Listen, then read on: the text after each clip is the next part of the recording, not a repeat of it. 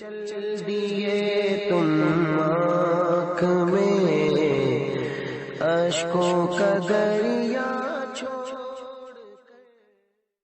اب مووی سے بچنا جو ہے نا، یہ ایسا لگتا ہے کہ قریب ناممکن ہو گیا۔ اب جتنے بھی اسلامی بھائی باہر ملکوں سے آئے، شاید سب کو پتا ہو، نہ ہو تو اب میں بتا دیتا ہوں کہ سب کی مووی بنتی ہے، ایک ایک کی مووی بنتی ہے۔ اگر آپ آگے پیچھے کھڑے بھی ہوں گے تو وہ کسٹم جو ہے نا، جو بھی بیٹھا ہوا ہے سیٹ پہ، جس سے آپ اپنا پاسپورٹ پر ٹھپا لگوا رہے ہیں، وہ آپ کو بولے گا اس طرف آ جاؤ، کیمرے کی طرف۔ تو یہ مووی بن رہی ہوتی ہے۔ جتنے بھی حج کرتے ہیں، عمرہ کرتے ہیں، مسجدین کریمین میں حاضری دیتے ہیں، سب کی مووی مسلسل بنتی ہے۔ طواف کر رہے ہیں، آپ کی موویاں بن رہی ہیں۔ آپ مسجد نبوی شریف میں بیٹھے ہیں، مووی بن رہی ہے۔ سنہری جالیوں پر حاضری دے رہے ہیں، آپ کی مووی بن رہی ہے۔ آپ بچ ہی نہیں سکتے۔ بڑے بڑے جو اسٹور ہوتے ہیں، جیسے سپر مارکیٹیں ہوتی ہیں، اس میں مووی ہوتی ہیں۔ بڑے بڑے کلینک میں موویز ہوتی ہیں، اسپتالوں میں، جو بھی بڑے بڑے ادارے ہیں اس میں۔ یہاں اپنے باب المدینہ میں مووی لگ گئی ہے۔ میں ایک آنکھ کی کلینک میں گیا تھا، تو میں نے دیکھا کہ وہ ہر سین وغیرہ سب، وہ اچانک میری نظر پڑی، کیمرہ لگا ہوا تھا اسکرین میں۔ میں نے دیکھا کہ وہ کمرے کے باہر بالکل جو بیٹھے ہوئے تھے ہر سین اور مریض، وہ سب اس میں نظر آ رہے تھے۔ ارے میں نے کہا یہاں بھی مووی لگی ہوئی ہے۔ بچنے کی گنجائش ہی نہیں ہے، تو حالات سے ہو کہ آدمی بچ ہی نہیں سکتا۔ ایک یعنی کہ غالب اکثریت جو ہے وہ سمجھو کہ اب ان چیزوں میں مبتلا ہے، اس سے بچنے کی کوئی صورت نظر نہیں آتی۔ تو مووی بنانا اور دیکھنا، خود میرا اپنا ذہن جو ہے وہ بھی جواز کی طرف ہے۔ میں تو ویسے ہی مطلب دوسرے ملک سفر تو کرتا ہوں نا، جاتا ہوں، میری تو بہت بنتی ہے مووی۔ میں نے عرض کیا تھا میں مارکیٹوں میں نہیں جاتا، مارکیٹوں میں بچتا ہوں۔ کبھی جانا ہوتا ہے تو 24 آورس والی جو مارکیٹ ہوتی ہے نا، اس میں بھی رات کو دیر سے کوشش کرتا ہوں جانے کی، کچھ خریداری وغیرہ کے لیے کبھی کوشش کرتا ہوں کہ دیر سے جاؤں تاکہ عورتیں کم سے کم، دیر سے رات کو عورتیں کم، اکا دکا کوئی ہو۔ تو مارکیٹ میں جانا تو جائز ہی ہے، نگاہ کی حفاظت کی آدمی کوشش کرے۔ زیادہ عورتیں ہوں تو نگاہ کی حفاظت بہت مشکل ہو جاتی ہے۔ تو ہر مارکیٹ میں وہاں جو باہر مووی بنتی رہتی ہے، سپر مارکیٹ لگے ہوتے ہیں، بچ ہی نہیں سکتے۔ تو کیا کرے آدمی، گھر میں بیٹھ جائے، کیا کرے؟ اب پھر بھی حج کے لیے، عمرے کے لیے تو سبھی تڑپتے ہیں، سب کی موویاں بنتی ہیں۔ اب پھر میں ہوشیاری کروں تو بیکار ہے نا۔ تو بات جو صحیح ہے وہ کر دی میں نے کہ میں اپنا ذہن جواز کی طرف ہے۔ اگر میں اس کو ناجائز اور حرام بولتا ہوں تو پھر کوئی بھی عالم، کوئی بھی پیر شاید، اور کوئی بھی امام ہو سکتا ہے امامت کے قابل نہیں رہے گا، پیری مرجی کے قابل نہیں رہے گا۔ ظاہر جو پیر مووی بنوائے تو وہ تو، اور اس کو پتا ہے کہ یہاں مووی بنے گی، اور شرن اس کو وہاں جانا واجب بھی نہیں ہے، پھر بھی مزے سے بیٹھا ہوا ہے اور حرام بھی بول رہا ہے، اور اس کی مووی اتر رہی ہے، اس کو پتا بھی ہے اور بیٹھا ہوا ہے، جبکہ وہاں بیٹھنا اس پر واجب نہیں ہے۔ تو پھر کہیں ایسا نہ ہو کہ وہ پھر فاسق معلن بن جائے، سب لوگ دیکھ رہے ہیں کہ اس کی مووی بن رہی ہے، تو پھر وہ پیری مرجی کے قابل نہیں رہے گا، امامت کے قابل نہیں رہے گا۔ مسائل بہت اس کے پیچیدہ ہوتے جا رہے ہیں۔ تو ان پر پھر کیا حکم شرعی لگے گا کہ ان کو پتا ہے کہ مسجد نبوی میں جانا واجب نہیں ہے، مسجد نبوی شریف میں جانا اس وقت واجب نہیں ہے، ٹھیک ہے، حج فرض ادا کر لیا، نفلی حج وہ کر رہے ہیں، اس کے لیے فوٹو بھی کھنچوا رہے ہیں، مووی بھی ان کو پتا ہے بن رہی ہے۔ اب نہیں، چلو پتا نہیں تھا تو اب پتا چل گیا بالفرض کسی کو، وہ ناجائز سمجھتا، اب بھی وہ مسجد نبوی میں پانچوں ٹائم جا کر بیٹھے گا، تو کیا اس کا بیٹھنا واجب ہے؟ جبکہ اس کی مووی بھی بن رہی ہے، اب اس پر فتویٰ کیا لگے گا، حکم شرعی کیا لگے گا؟ نہ میں فتویٰ لگا رہا ہوں، میں تو صرف پوچھ رہا ہوں کہ معاملہ بڑا دور تک پہنچا ہوا ہے، تو اس لیے میں مووی کو جائز سمجھتا ہوں۔ واللہ تعالی اعلم ورسولہ اعلم عز وجل وصلی۔ آج آپ دیکھیں کہ آزادی کتنی زیادہ پائی جاتی ہے، تصویر کشی کا معاملہ تو اتنا زیادہ عام ہو گیا، الامان والحفیظ، کہ اب تو ایسا لگتا ہے کہ شاید اب تصویر کشی کو گناہ بھی نہیں مانا جاتا۔ ہاں؟ اور پھر یہ کہ ان کو اگر روکا جائے نا تو یہ ہمارے اوپر سوال کرتے، ارے بھائی ٹرین میں جاتے ہو تو اسٹیشن کے اوپر کیمرہ ہوتا ہے، تب تمہارا تقوی کہاں جاتا ہے؟ ہاں؟ کہتے ہیں نا، ہم اگر کہیں تصویر کیوں کرواتے ہو، ویڈیو کیوں کرواتے ہو؟ ارے بازار کے اندر نکلنا بند کر دو، ایئرپورٹ کے اوپر جانا بند کر دو، ریلوے اسٹیشن کے اوپر جانا بند کر دو۔ ارے بھائی کچھ تو علم حاصل کرو، حکم اضطراری اور اختیاری میں بھی تو کچھ فرق ہوتا ہے کہ نہیں؟ ہاں؟ ریلوے اسٹیشن کے اوپر کیمرہ کیا میں نے لگوایا ہے؟ ایئرپورٹ کے اوپر کیمرہ کیا میں نے لگوایا ہے؟ بازار کے اندر کیمرہ کیا میں نے لگوایا ہے؟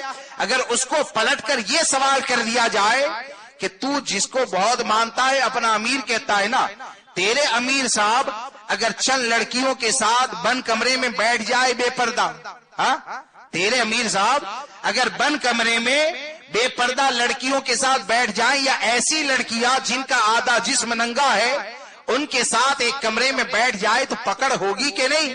تو کہے گا کہ ہوگی۔ لیکن یہ کہ وہ لڑکی اگر ٹرین میں تیرے امیر صاحب کی سیٹ کے سامنے بیٹھ جائے کیا حکم دے گا؟ ہاں ٹرین میں وہ لڑکی سامنے ہو کیا حکم دے گا؟ بولے کچھ نہیں ہوگا۔ کیوں نہیں ہوگا؟ تو کہتا ہے کمرے میں امیر کا اختیار تھا، ٹرین یہ امیر کا اختیار میں نہیں ہے۔ تو جب یہ سمجھ میں آتا ہے تو ہم یہ کہتے ہیں کہ میرے جلسے میں آ کر میری کوئی تصویر کھینچتا ہے، میں کھاتا ہوں، کوئی تصویر کھینچتا ہے، وہ میرا اختیار ہے۔ ریلوے اسٹیشن کے اوپر جانا یہ حرام نہیں ہے، وہاں پر گورنمنٹ نے لگایا ہے، وہاں پر میرا اختیار ہی نہیں ہے۔ تو اختیاری حکم میں اور اضطراری حکم میں کم سے کم فرق کو تو سمجھا جائے، اور سمجھے بغیر اگر کہتے ہیں تو ایسے جاہلوں کو ہم کیا جواب دے سکتے ہیں؟ ورنہ تصویر کے حوالے سے ایک بات کو یاد رکھیں، کوئی کچھ بھی کہتا ہے، اب تو حالات ایسے بن گئے اس کے اوپر دلیلیں دی جاتی، اور مجھے آج تک یہ سمجھ میں نہیں آیا کہ تصویر کے جواز کے اوپر دلیل کیا دی جاتی ہے، میری سمجھ میں نہیں آیا۔ عکس کہیں، ریز کہیں، چلنا پھرنا کہیں، جو بھی کہیں، دو تین باتیں سنجیدگی سے آپ کو بتا دوں کہ اس سے بچیں، ایسی محفلوں میں جانے سے بچیں کہ تصویر کے حرام ہونے کی علت یعنی سبب کہ یہ حرام کیوں، ایک علت امام احمد رضا نے یہ بیان فرمائی کہ سب سے پہلے دنیا میں بت پرستی کی ابتدا تصویر کی وجہ سے ہوئی۔ دنیا میں سب سے پہلے بتوں کی جو پوجا اور پرستی شروع ہوئی نا، وہ تصویر کی بنیاد پر ہوئی۔ اور دوسری حدیث کے اندر جو وجہ بیان کی گئی ہے وہ کیا ہے کہ تصویر کے حرام ہونے کی علت یہ کہ اللہ تبارک و تعالیٰ نے یہ جو چہرہ عطا فرمایا ہے نا، تو مصور یعنی یہ صورت عطا کرنے والی ذات اللہ کی ہے، یہ چہرہ عطا کرنے والی ذات یہ اللہ تبارک و تعالیٰ کی ہے، تو اس چہرے کی نقل کرنا یہ حرام ہے، اس چہرے کی نقل کرنا یہ حرام ہے۔ اب جب نقل کرنا یہ حرام ہے اور علت یہ ہے، اور یہاں تک حدیث پاک میں کہا قیامت میں سب سے سخت عذاب یہ تصویر بنانے والے کو دیا جائے گا، اور تصویر یہ ایسی حرمت والی چیز کہ آقا کریم صلی اللہ تعالی علیہ وسلم نے جب مکہ معظمہ کو فتح کیا تو جب تک تصویروں کو خانہ کعبہ کے اندر سے نہ نکالا ہمارے آقا اندر نہ گئے۔ ہمارے آقا نے سب سے پہلے تصویروں کو باہر کروایا، اس کے بعد آپ اندر تشریف لے جاتے ہیں۔ اب آدمی یہ کہتا ہے کہ ویڈیو میں تو تصویر چلتی ہے، کوئی یہ کہتا ہے کہ موبائل میں تو چہرہ آتا ہے، پرنٹ نکالو گے تب جا کر حرام ہوگا، کوئی یہ کہتا ہے کہ بھائی کپڑے کے اوپر بناؤ گے تب حرام ہوگا۔ میں یہ کہتا ہوں کہ کپڑا یہ تمام چیزوں کو جانے دے، حرام ہونے کی وجہ یہ بیان کی گئی کہ اللہ کی عطا کردہ اللہ تبارک و تعالیٰ نے جو صورت عطا فرمائی ہے اس صورت کی نقل کرنا یہ حرام ہے۔ تو آپ مجھے بتائیں، ہاتھ سے آدمی تصویر بنائے گا تو چہرے کی نقل ہوتی ہے تو کیمرے سے نہیں ہوتی ہے؟ کیمرے سے ہوتی ہے کہ نہیں؟ میری بات نہیں سمجھ رہے ہیں؟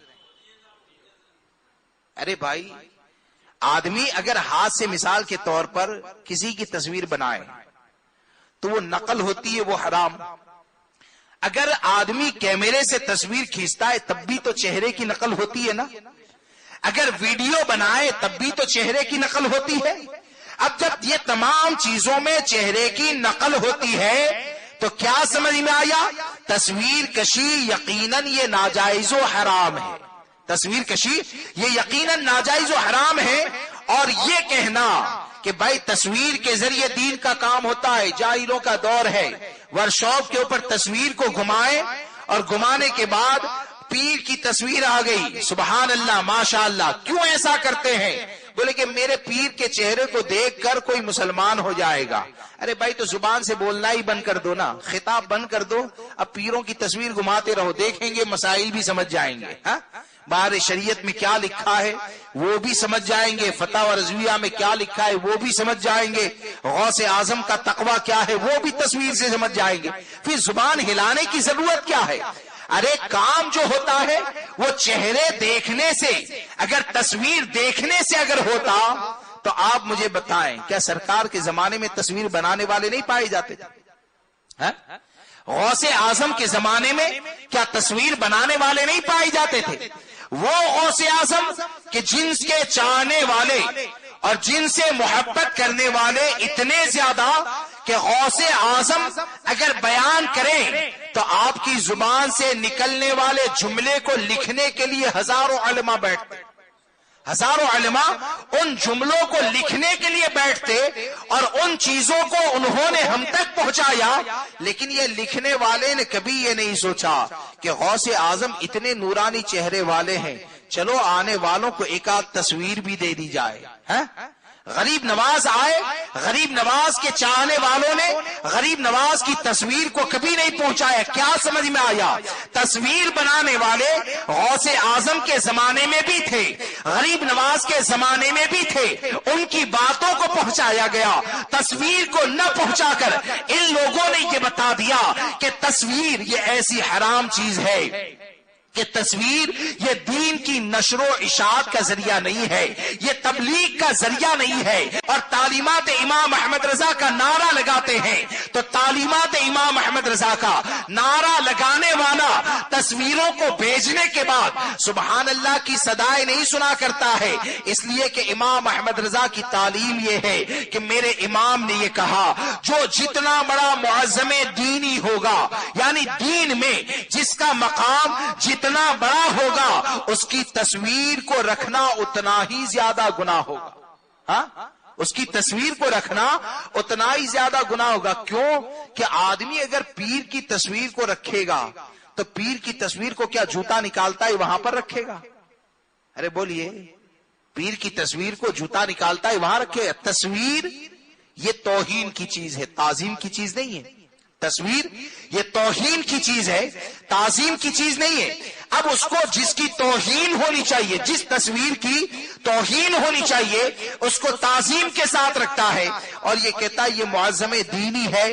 یاد رکھیں ان سب خرافات سے بچیں, تصویر سے, ویڈیو کشی سے اور باقی جو خرافات ہیں اس سے بچیں. سرکار اعلی حضرت کی تعلیمات کے اوپر سختی کے ساتھ عمل کریں اور